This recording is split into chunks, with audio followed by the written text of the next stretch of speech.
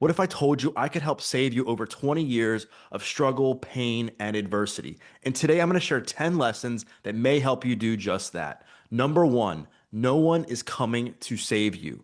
So many times in life, we think that substances, relationships, success, money, fame, etc., will save you from pain and doing the work on yourself.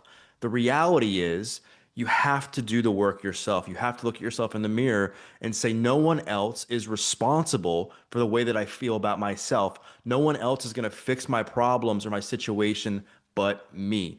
In my life, I was always waiting for people to save me from my problems, whether it was when I was younger and I wanted things like substances and attention to save me, or when I was older and got out of jail where I wanted things like attention from women, fitness, success, etc., to save me from doing the work that I needed to do on myself. It wasn't until I looked at myself in the mirror and said, you know what, Doug, this is your responsibility to fix your problems, and nothing from the external is going to save me from the pain. I have to do the work myself. Number two, and along those same lines, happiness is an inside job. If you're looking for love in all the wrong places, well, you'll end up being pretty unhappy. Things like relationships and money and success can certainly help your level of happiness, but it can't be the thing that totally drives everything.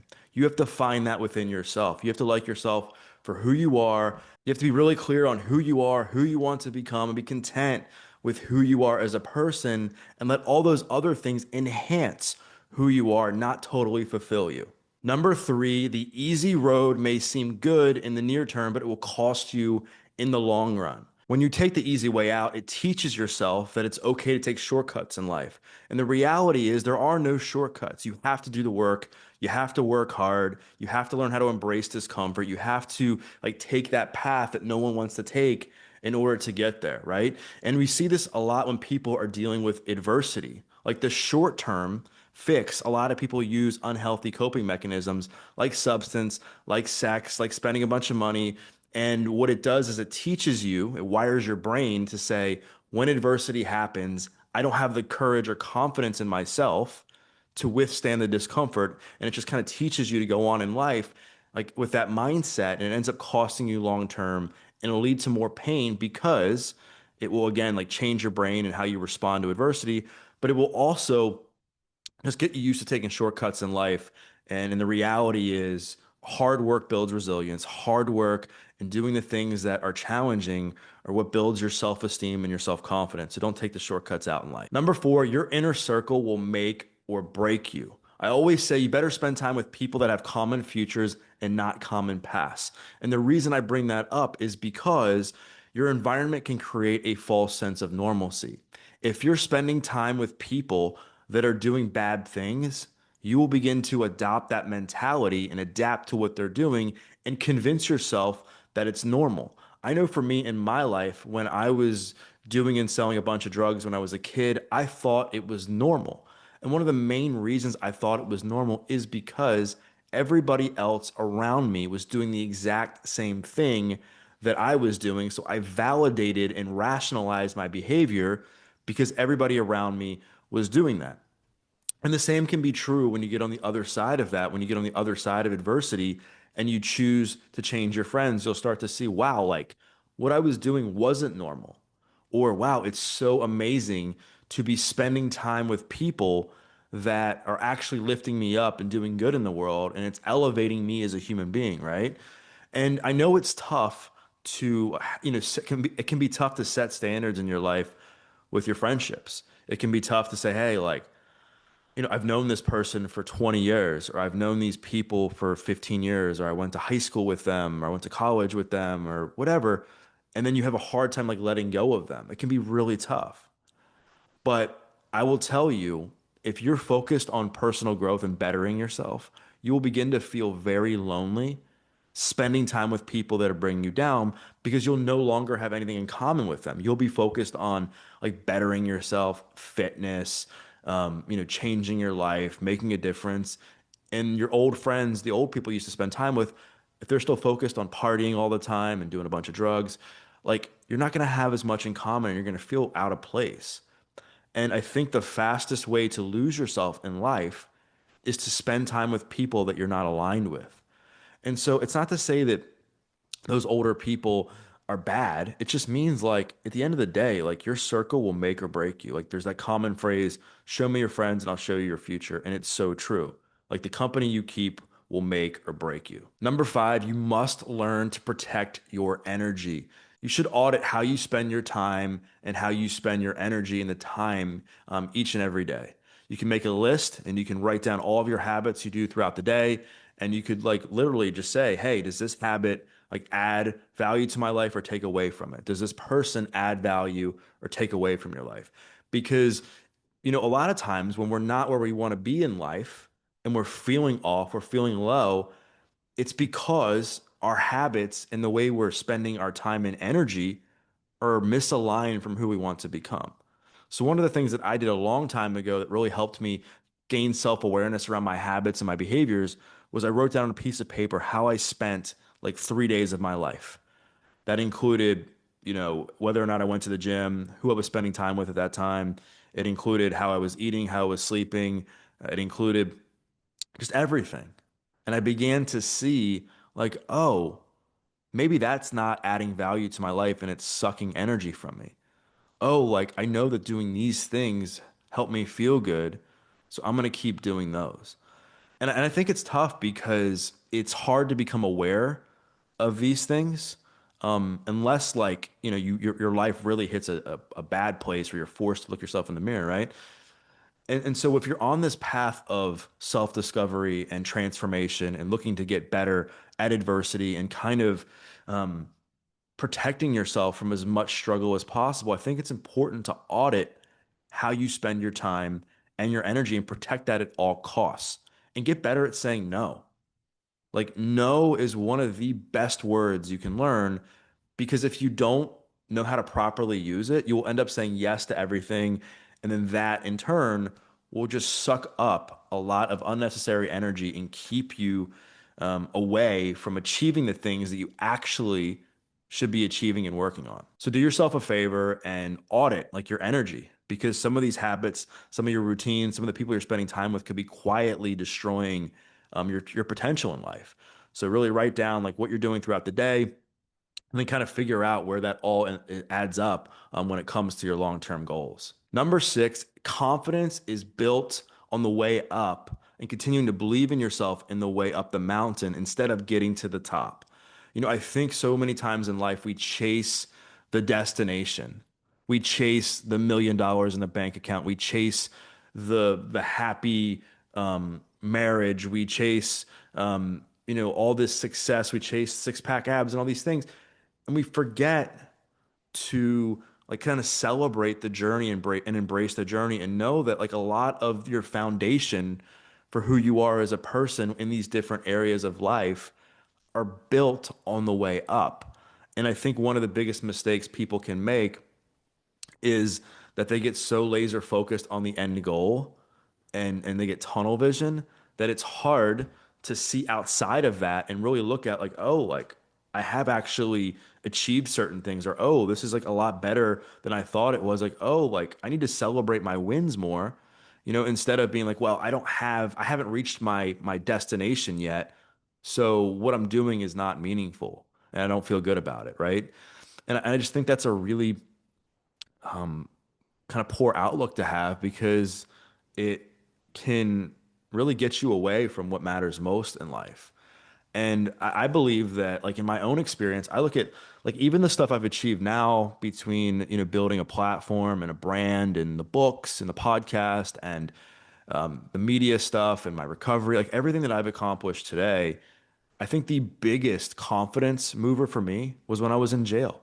And I went from like zero to like one, where I went from the person that didn't think I was going to survive addiction. I didn't think I was going to, survive past my 25th birthday. And I did.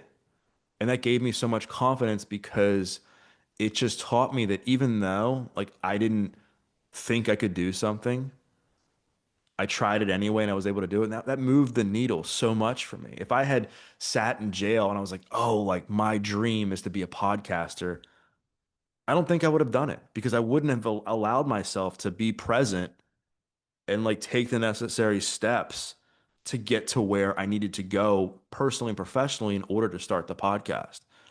So I think it's really important to know that like just confidence comes from just doing the thing every single day and just focusing on being a little bit better and just making slow incremental progress, celebrating small wins. And yes, if you do that consistently over time, you will reach that mountain in whatever area of life it is that you're trying to climb. Number 7 is you can't outrun your problems.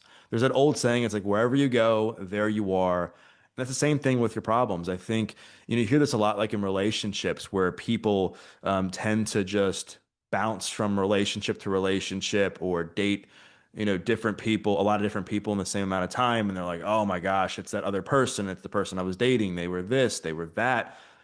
And what that does is it kind of disallows you it prevents you from having awareness and looking yourself in the mirror and be like, huh, like maybe the reason these relationships didn't work out is also because of something that I was doing or because something that I haven't worked on in myself.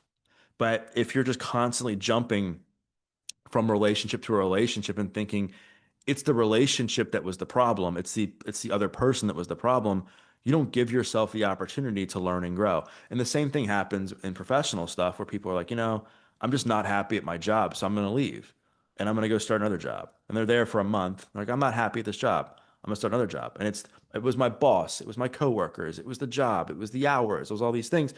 And again, you don't take time to look at yourself in the mirror and say, you know what, like maybe I had a role in this as well, and I'm the common denominator here. Or people that constantly move. I mean, I could give you countless examples, and I think that when you do that, like I said, it prevents you from doing the hard work and looking at yourself in the mirror and saying, you know what, like if I want to better myself, if I want my life to improve, I have to actually identify my role in all of these problems as well. And again, it's not to say that people don't get stuck in bad relationships or bad professions or whatever. I'm not talking about that. What I'm talking about, it's the people that are just jumping from thing to thing to hide all of the problems and not deal with it. Because eventually it will catch up with you, whether it's 10 days from now, 10 months from now, 10 years from now, it will catch up with you. Number 8, you can have compassion for yourself, but don't pity yourself. Don't feel sorry for yourself for your problems. Don't say, woe is me, the world is against me, like I'm never going to do this, I'm never going to do that because of blah, blah, blah. Because what it will do is it will convince you of that mindset and you will stay trapped. You will say, I'm never going to amount to nothing because, everybody's out to get me, or the world is set up for me to fail, or no matter what job I get, I'm not going to do well anyway. So what's the point? It's okay to have compassion for yourself and say, gosh, like Doug, like I'm really sorry that you went through what you went through. Like that must have been tough. And I'm proud of you for having the strength and the courage to move forward. And with that said, what you need to do. You know you need to move forward and change your life. You know you need to move forward and go out and get the next job or whatever the example is. Like there's a big difference there. And self-pity and the victim mindset landed me in jail. And I've said this before because I played this same tape in my head over and over again about my childhood and how bad it was and how people were out to get me, that I started to rationalize behavior outside of that to reflect that. Like I started to validate the reason I was doing and selling drugs is because of my childhood and blaming everybody else. And when I would talk to people, they would validate it too because it was a sob story. And it got me trapped into thinking that I was like powerless because I was convinced that I was going to fail. And I think once I learned the difference between self-compassion and self-pity, things changed. I was able to be like, man, like I can have compassion with myself without feeling sorry for myself and saying, woe is me all the time. And I think you have to get to that spot. Is it easy? No. Will it be tough? Yes. Will you have challenges along the way with it? Absolutely. But I think having the awareness around the separation between those two things is paramount for life. Like you're going to go through hard times. Like this video, just because I'm sharing this, isn't to prevent you from not going through adversity at all. What I'm hoping to do is to just share different lessons that I've learned over the years that can help maybe like mitigate, some of the pain in life. Because if you fall into these traps, I'm telling you, it'll make life worse. If you feel sorry for yourself for long enough, it'll prevent you from taking action. You'll start to blame everybody else for your problems. You won't take responsibility or ownership for anything in your life, and you'll be lost. And it's just a place you don't want to get to. Number nine, set boundaries, but don't burn bridges. There's a lot of talk on the internet right now about the importance of setting boundaries. And I think that boundaries are very important. I think boundaries are important for yourself. I think they're important for your relationships, personal and professional. I think they're important for your career. I think they're important with family. Like all that I believe is true. But you also want to make sure you don't burn a bridge, right? Meaning like if you are unhappy at a job, like leave on good terms. Don't burn a bridge there because you just never know when you might need a reference. You never know if you're going to work with that person down the road. You just never know who you'll run into as years go by. Same thing with like family. Like, again, I want to make a disclaimer. I'm take like anything abusive out of it. I'm talking about like general stuff. Like you just never know what's going to happen with a family member. You could set a boundary with somebody and it could be a bit harsh. And then a year later, something horrible happens to that person. And then what? And then you're kind of like, oh no, like, why did I say that? And you'll live with regret. And I can go on and on with examples. I think you hopefully get what I'm talking about here in that it's okay to set boundaries and to let people know where you stand. I think what causes pain in people's lives down the road is they end up burning a bridge. And then again, it goes back to the point I made earlier that you're just constantly burning bridges with people and you're validating, essentially like doing that because of their behavior. And it prevents you from like looking at yourself in the mirror and being like, hey, like, what was my role in all of this? Right. And plus, like, you just never know when you're going to need that relationship down the road or who you may run into or who that person may know. You just never know. So again, set boundaries and don't burn bridges. I mean, again, unless if you absolutely, because of your safety, have to burn a bridge, totally different story. I'm not talking about that. Again, this conversation, I'm talking about like 99% of the situations or whatever it is. So again, it's cool to set boundaries, kind of know where you stand. But in my experience, like just burning bridges with people, just doesn't work out. Again, unless it's absolutely necessary. Number 10 is you got to keep your word to yourself. Like, in order for you to build confidence and real confidence and self-esteem and trust, you have to follow through with the things you say you're going to do.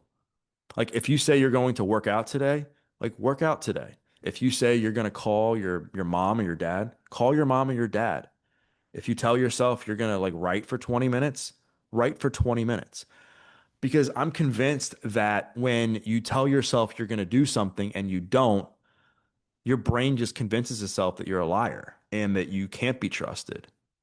And then when you don't trust yourself, it leads to a whole other whole other list of issues in your life, right? Like your brain is going to say like, "Man, like are you really going to do this today?"